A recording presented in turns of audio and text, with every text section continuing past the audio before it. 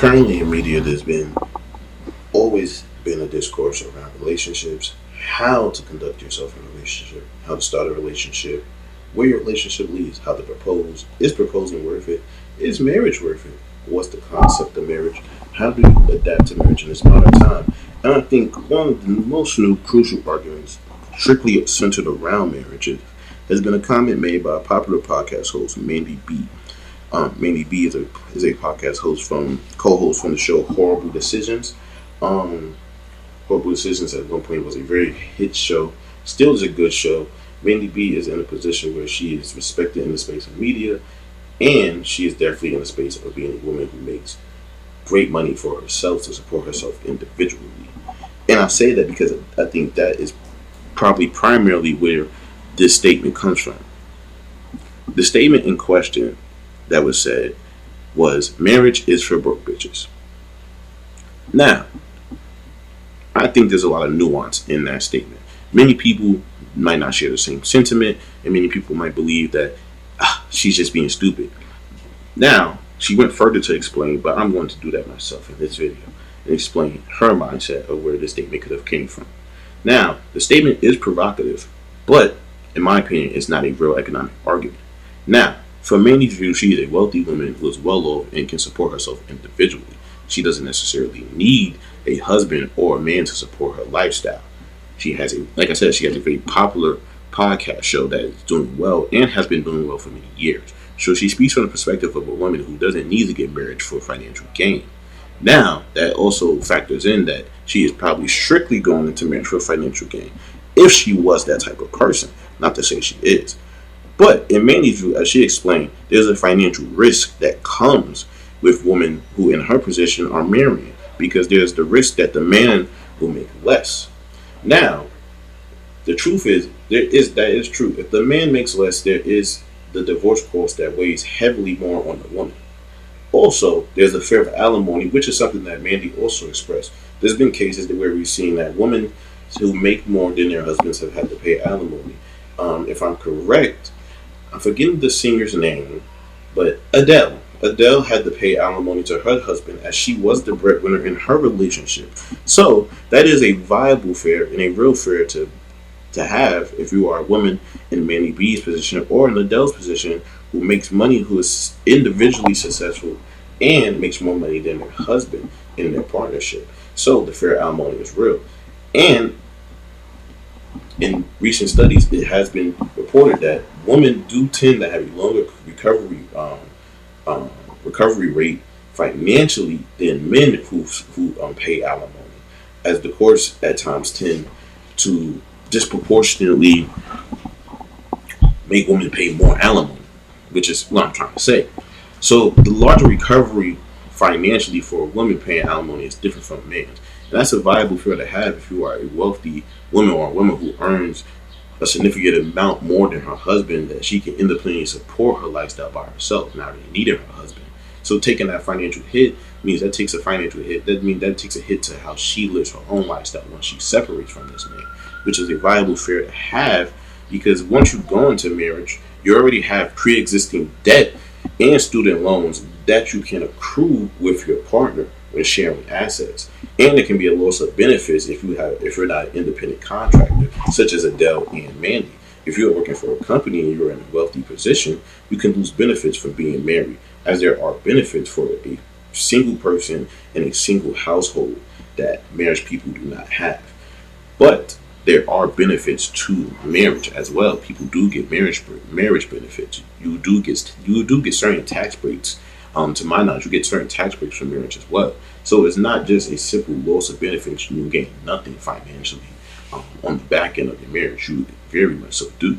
Sharing assets also allows you to save efficiently.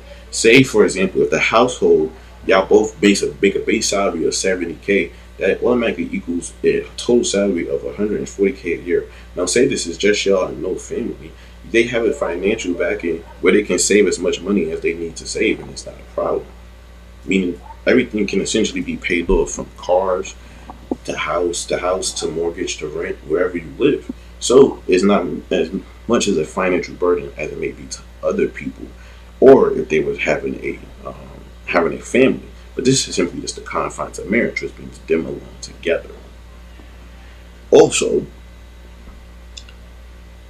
there's a patriarchal dynamic that marriage can naturally have, and that is another fear that is viable.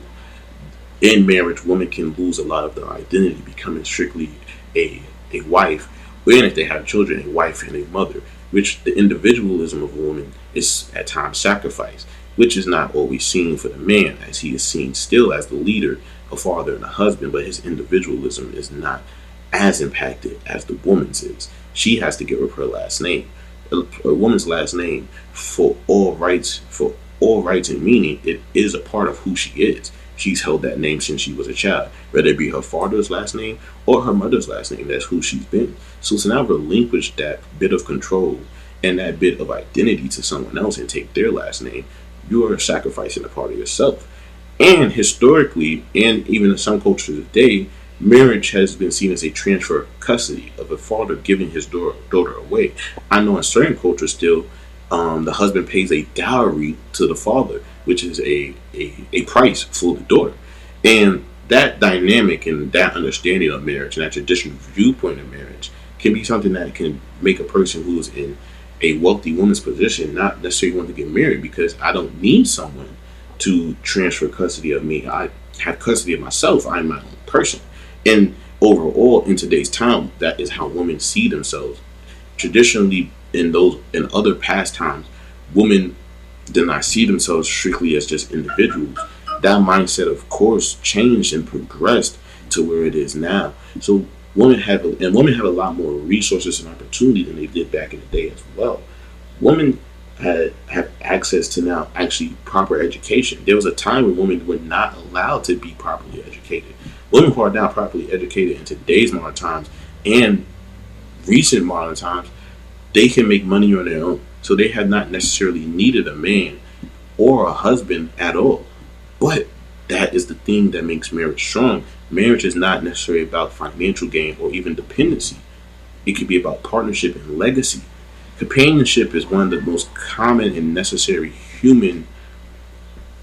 It's just a human necessity. There's a reason why humans have pets. There's a reason why on the base level, that's the reason why humans have pets. It's about the companionship. It's not necessarily about the relationship. Of course, your pet is dependable on you. They need you for food. They need you for housing. But it's the companionship and the love that you share with that animal and the bond you share with that creature that makes you special.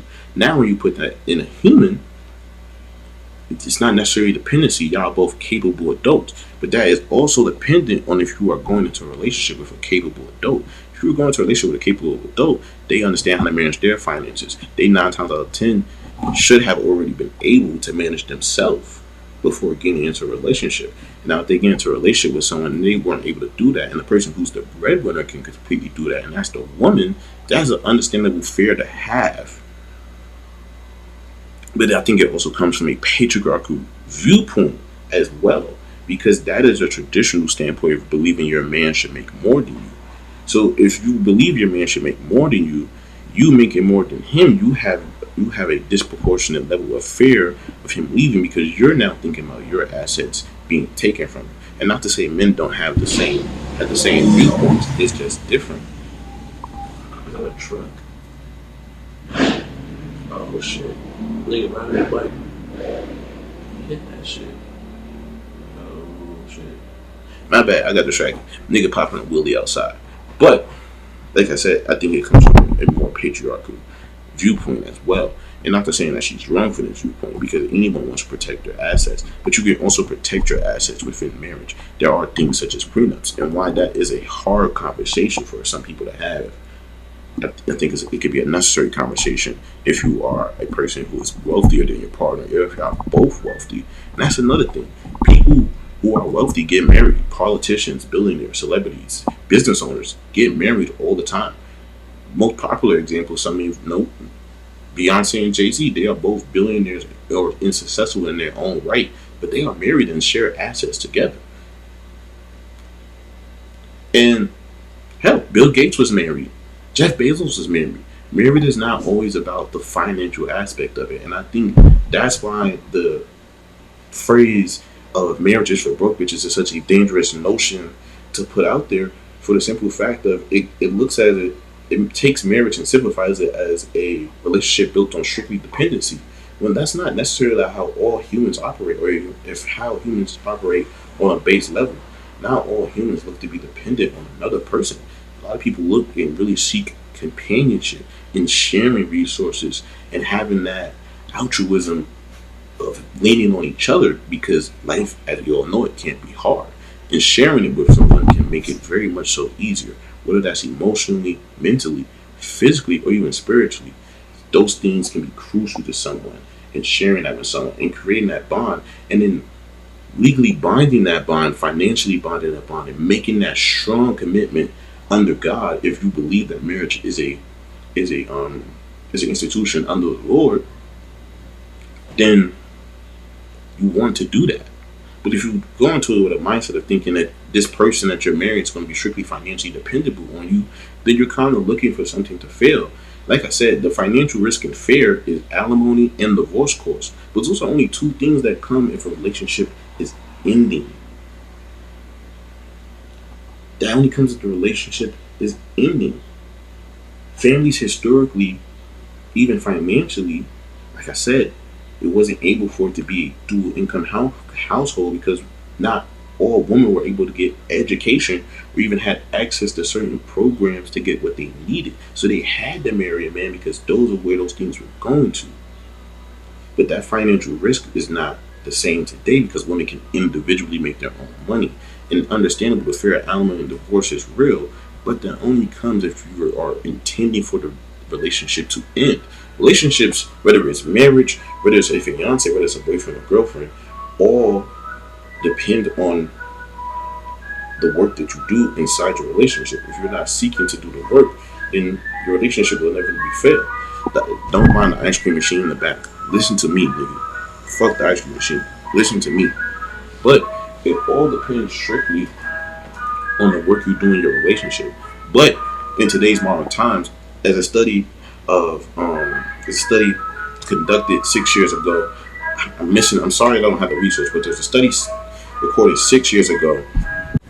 Alright, I'm back. It was recorded 6 years ago, and it said that most women in between working age of 25 and 44 will be single and childless by 2030. More women are career focused, seeking to change cultural norms and mark out their own legacy. Now, when you have that knowledge and that understanding, look at Mandy.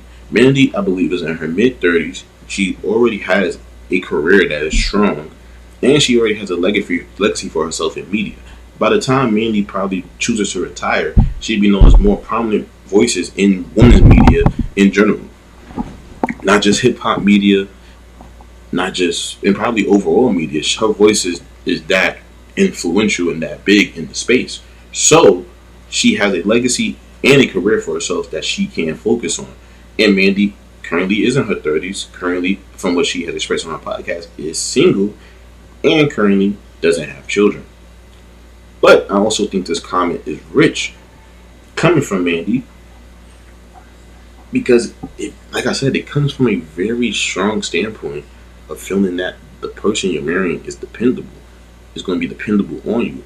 And I hate to say this, but she's displaying the 4 habits that Dr. Christy Payne pointed out that will lead to divorce, which is criticism, contempt, defensiveness, and stonewalling. You are automatically defensive about your finances, which is understandable. You earned your money, you built your career, and you're building your legacy.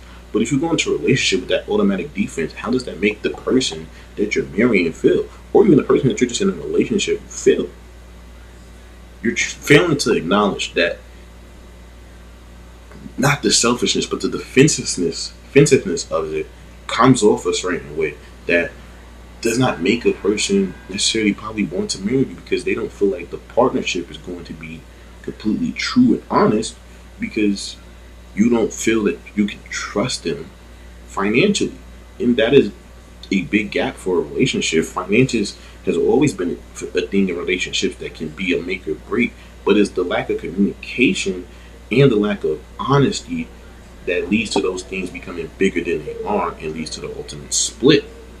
Furthermore, the criticism that can also lead from this financial instability, or a wealthy woman making more than her man, can lead to the same thing that happens in normal patriarchal relationships, where the person making more has a certain lack of respect for the person making less. And you begin to criticize what they don't do because they don't make as much as you, or they don't contribute as much as you, and you feel like they're doing less. And that criticism and that contempt and that resentment that you start to hold because you make more goes into your relationship. And if you're not working on your relationship and you're letting those things fester and fester, then you're not going to have successful relationships. And unfortunately, I hate to say this, Mandy has expressed multiple times on her podcast, along with other stories that she has, that she's been in relationships and they haven't worked out. So you've been in relationships and you've probably carried these four things that probably just led to separation, not even divorce, because you have this strong attitude of I don't want to take my relationship further than just a relationship. And that's understandable coming from Mandy's viewpoint and not just a wealthy woman's standpoint, because the truth is Mandy lives her life. She's very open about who she is and what she do. Her podcast called Horrible Decisions. If you have time, look it up. She tells a lot of stories about her escapades in her single life. And that is fine. I think that is perfectly fine. That is her life choice. But you can't say marriage is for broke bitches when you have rappers spitting in your mouth on stage. I'm just being honest. I think it is a very simplistic view of marriage from a person that doesn't necessarily even want marriage. Forget that you haven't been married, because just because you haven't been married doesn't mean you can't have a perspective on it. But from a person who don't want to be married to say that and tell people that on your podcast that has as much influence as it does, it's irresponsible, honestly, because you don't live a lifestyle that cultivates someone that is trying to be married. Personally, I'm not marrying someone if I found out a rapper spit in her mouth on stage. That's crazy. First of all, there's a lot of things that Mandy has expressed on her podcast that I don't think certain men would be comfortable with, that they would want to marry her. But she's also not a person looking for marriage. Hell. And then two, this is from someone else's account, Joe Budden's account. He said he known Mandy for over 15 years. Apparently back in those days, Mandy was a little chunky and it was easy buckets. This is not from my mouth. This is from other people's accounts and even her own accounts on her own podcast. Hell, I remember watching Brilliant Idiots. If you know anything about Brilliant Idiots, Charlamagne and Andrew Schultz's podcast, Alex Media, who is who's her co-host, business partner, and friend, they did a lot of work together. She was trying to fuck him and was very open about it on the podcast that she was trying to fuck him. And it was mad, I think, when he fucked Weezy, which caused a rift in their relationship for, I believe, a while. It might not have been said, but it was seen on camera and off camera that I think that caused a big rift. So it's not like Mandy is just someone who is looking to be married. She's enjoying her life, and that's fair. There's nothing wrong with it. But as Joe Budden said, getting back to what he said, verbatim, this is what he said. He said, because Mandy said Joe had criticism of this same phrase of marriage is for broke bitches. And Mandy's response was, Joe is just mad because he tried to fuck me. Now, Joe's response simply was, and it's not simply, but his response was, in credence, in short, I never tried to fuck me. Whenever the conversation of anyone saying, I tried to fuck Mandy, the word try wasn't in the sentence. So basically he was saying, as Mandy has expressed on her podcast herself, not necessarily using the word easy, but trying wasn't necessarily a concept that was involved in trying to have sexual relations with podcast host Mandy B. Now, I'm not going to say that makes you marriageable, but if that is your track record, and you're also open about that track record, like I said, she's open about her lifestyle. Maybe people aren't looking to marry you. And maybe you're also not looking for marriage either. But that's why it's irresponsible to get on your platform, anyone to get on their platform and have these type of lifestyles and have these type of viewpoints about relationships, and then tell other people marriage is for broke people. It's irresponsible because you don't have a lifestyle that even constitutes wanting to be married. And I think it's rich coming from someone who co-host just got engaged. So you said this in front of your co-host who just got engaged, but she's making the same money as you, if not more. So how is marriage for broke bitches? I think, like I said, it's provocative, but it holds no real economic merit or any real truth to it. I think this comes from a person who is successful in their life, who has worked hard for what they have, and who has had relationships and had people in their life that they probably wanted to be with, but unfortunately those things didn't work out, and it's probably created a bitterness and a resentment in a way, the same way within a man, or where you just don't want to be in relationships, and that's fine. But for any man or woman who is a podcast host who has been in relationships that have failed and may have problems that come from those relationships, that they dealt with in relationships and they haven't solved or dealt with in their self, should not hop on the podcast like and tell people that marriage is not for them because of certain criteria. Marriage is for anyone that is willing to do the work in a relationship even before getting married. But if you're already going to marriage with the first ideas being the drawbacks, then you're not ready for marriage, and then I don't think you're actually looking for marriage. I think you're just fine not being married, and that's okay. But don't get online and express marriage is not for people because they don't fit a certain criteria that you don't even fit. Strong marriages have benefits. Strong marriages. Weak marriages are the ones that focus on the downfalls. And I think that is just the truth of the matter. When you focus on the downfalls, your marriage will fail. But when you build on what's strong and you build on the things that make y'all bond and make y'all stay together, the things that make y'all strong, which can even be your finances, which can even be how y'all lead as a couple, not just one person taking a role, and how y'all both embrace y'all individualism within y'all partnership, not separately. I think is what contributes to a marriage being strong. And that's why marriage is for everyone, because companionship is for everyone. Marriage is not for broke bitches. Marriage is for anyone who wants to do the work to be married. And that's all I have for you. 224 out.